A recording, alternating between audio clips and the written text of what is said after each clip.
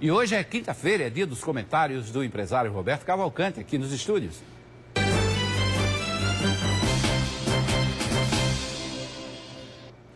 Boa tarde, doutor Roberto, bem-vindo mais uma vez.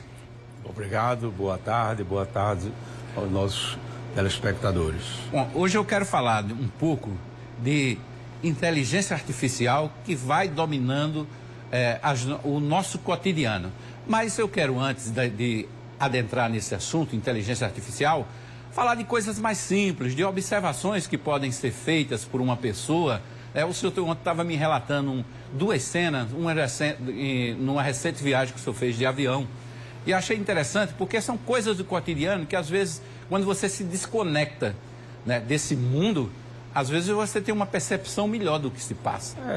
Na verdade, eu relatei um voo que acabei de fazer dias atrás entre São Paulo e Brasília.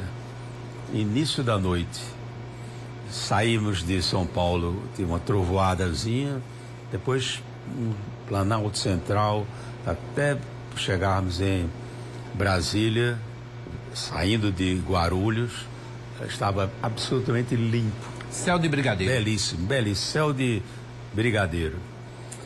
E eu avistei, durante todo o percurso, dezenas e dezenas de cidades grandes. Quando não eram cidades grandes, iluminadas, estavam salpicadas, parecia uma constelação de estrelas, e todo aquele interior, toda aquela parte central do Brasil. E fiquei entusiasmado, porque eu sou uma pessoa que torço permanentemente pelo progresso desse país, e o progresso desse país está na riqueza dele. O resto é complemento.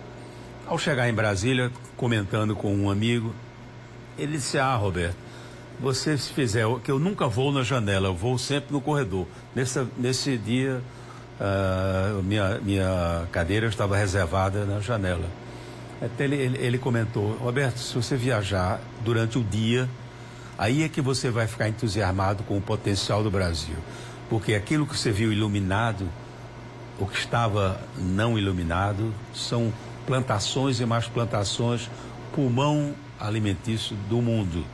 Ali tem soja, ali tem milho, ali tem tudo que o Brasil consome para uso próprio da sua população e os excedentes que são exportados. Eu fiquei naquela reflexão, no sentido de que o porquê de tantas tramas, tantos descasos com as possibilidades do país se desenvolver, do país ser competitivo. Acabamos de assistir agora mesmo a implementação de mais um feriado que não tem a regularidade de ser, tanto faz, poderia ser numa segunda, numa terça, numa quarta, não é uma data que pudesse ser obrigatoriamente comemorada, como é o Natal, como é o Ano Novo, não. A justeza eu não estou criticando, eu estou criticando exatamente não ter salvaguardas que permitam que o Brasil seja competitivo. Quando um feriado, por exemplo, cai na terça, quarta ou quinta, é um desastre, porque acontece vamos emendar, vamos usar. E a maioria, muitos órgãos estaduais, federais, municipais, põe ponto facultativo. Ponto facultativo é quase a obrigatoriedade de ninguém pisar lá. Exatamente. Então, acho que o Brasil devia se espelhar em países, e eu estou fazendo essa anotação, essa constatação de forma isenta no tocante à ideologia. Você vê o país que tem esse trato dos feriados de forma mais séria, mais competitiva, é a China. E a China é um país que tem uma disciplina extraordinária. Então, dentro dessa disciplina, eles resolveram ter pouquíssimos feriados. Quando tem eles são comemorados de forma unida para exatamente as empresas que liberem seus funcionários e suas áreas produtivas estejam paralisadas durante algum tempo. Então, eu me entristeço porque vejo que existe não sei com que intenção, ou é por simples desatenção, despreparo econômico, que o Brasil continue incentivando a criação de feriados. O brasileiro deve se orgulhar também da pujança do seu agronegócio, né? Porque o que o senhor descreveu aí, essa cena de campos de soja, de milho... Essa região, né? Na verdade, nós temos dois Brasis. Nós temos o Brasil que é mais pujante, mais desenvolvido e cada vez mais.